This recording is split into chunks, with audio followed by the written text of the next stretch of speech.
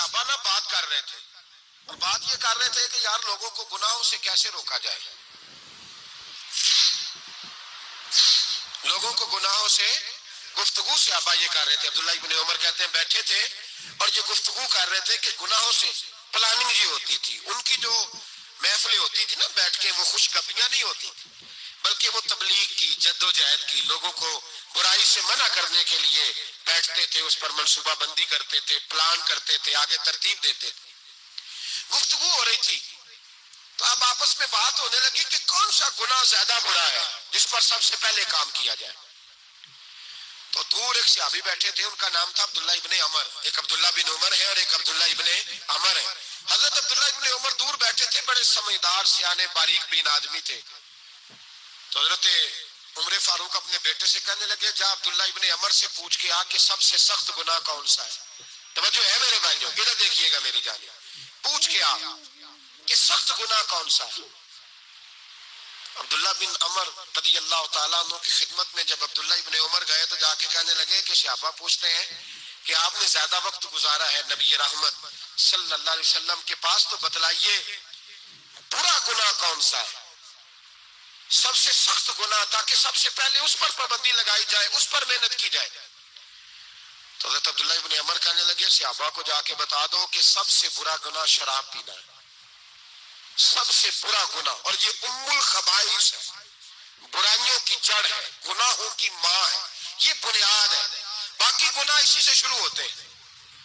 کہتے ہیں میں نے آ کے بتایا تو حضرت ابوبکر صدیق رضی اللہ تعالیٰ عنہ سیدنا فاروق اعظم کہنے لگے خود جاتے ہیں، ان کے پاس خود جاتے ہیں، چونکہ ہم نے بات سننی ہے ہم خود جاتے ہیں اور ان سے جا کر کے سوال کرتے ہیں کہ اگر آپ کو اس تفصیل کا پتہ ہے نا تو اس کے پیچھے بھی کوئی تفصیل ہوگی جو میرے نبی پاک نے بیان کی ہوگی صلی اللہ تعالی علیہ وسلم، اس تفصیل کا بھی آپ کو پتہ ہوگا جو نبی پاک نے بیان کی ہوگی، اس بات کے پیچھے جو بیک گراؤنڈ ہے، جو پس منظر ہے.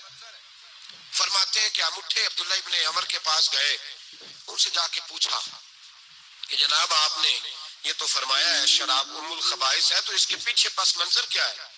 تو عبداللہ ابن عمر کہنے لگے یہ میں نے اپنے پاس سے نہیں کہا، یہ میں نے نبی پاک سے سنا ہوا ہے. حضور سید عالم صلی اللہ علیہ وسلم بیٹھے تھے تو حضور نے فرمایا شراب، یہ نشہ، یہ برائیوں کی ماں ہے.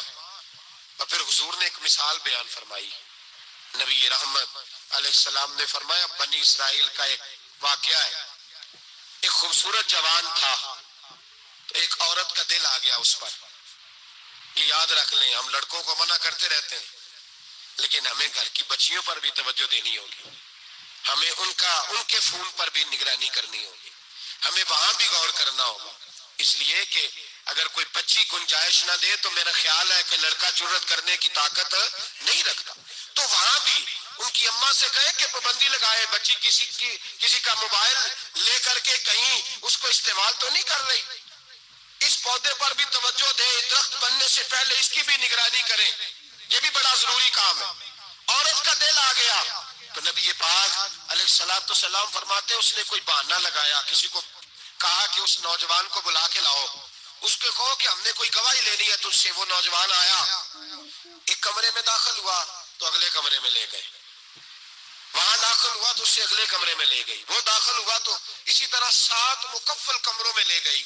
میرے کریم رسول میرے محبوب پاک علیہ السلام فرماتے ہیں، صحابہ کو سمجھا رہے ہیں میٹھے لب و لہجے میں، فرماتے جب سب سے پچھلے کمرے میں لے گئی تو ایک لڑکا بندھا ہوا تھا وہاں رسیوں سے، شراب کا پیالہ پڑا ہوا تھا.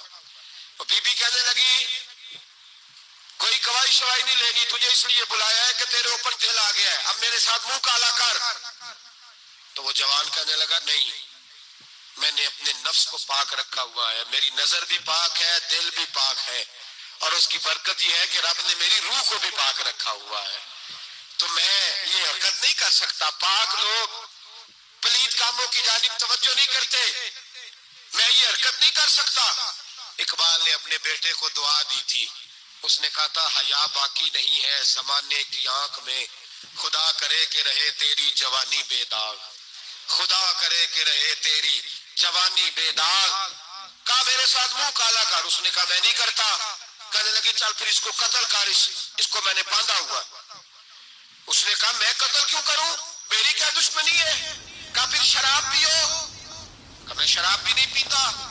تو کہنے لگی اب تو میں نے تجھے اپنے چنگل میں پھانس لیا ہے، اب تو یہاں سے بچ کے جا نہیں سکتا، اور اگر تو باہر جائے گا تو میں شور کروں گی، لوگ جمع کروں گی، اس نے میری عزت آبرو پہ ہاتھ ڈالا ہے، تو بچ تو نہیں سکتا، ایک کام تو کرنا پڑے گا۔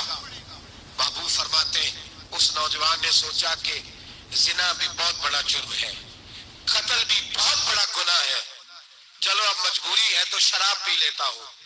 لیکن وہ سمجھا نہ کہ شراب تو بنیاد ہے۔ اس نے ایک پیالہ جو پیا، کہنے لگا ایک اور دے دو، دوسرا پیا تو کہنے لگا ایک اور دے دو، اب 3 پیالے 3 بوتلیں شراب جو پی چکا تو خماری چڑھ گئی۔ اب اس عورت کے قریب جانے لگا کہ میں تیرے ساتھ زنا کروں گا۔ اس نے کہا جب تک میں قریب نہیں آنے دوں گی جب تک تو اسے قتل نہ کرے۔ اس نے اسے قتل بھی کیا، زنا بھی کیا۔ تو محبوب فرمانے لگے یہ قتل اور زنا جو ہوا ہے تو یہ شراب کی وجہ سے ہوا ہے، گویا شراب کو جرم ہے جو قتل بھی کرائے گی، جو زنا بھی کرائے گی۔ اور اگر آپ نشئی کو دیکھیں، اگر آپ شرابی کو دیکھیں تو کیا وہ ڈکیتیاں نہیں کرتا پھرتا؟ وہ چوریاں نہیں کرتا؟ وہ اپنی ہی ماں کا زیور نہیں بیچ آتا؟ وہ اپنی ہی بہن کا پڑا ہوا جہیز نہیں بیچ آتا؟ وہ اپنے ہی گھر میں ڈاکے نہیں ڈالتا؟ وہ اللہ کے گھر مسجد میں آ کر کے چوری نہیں کرتا؟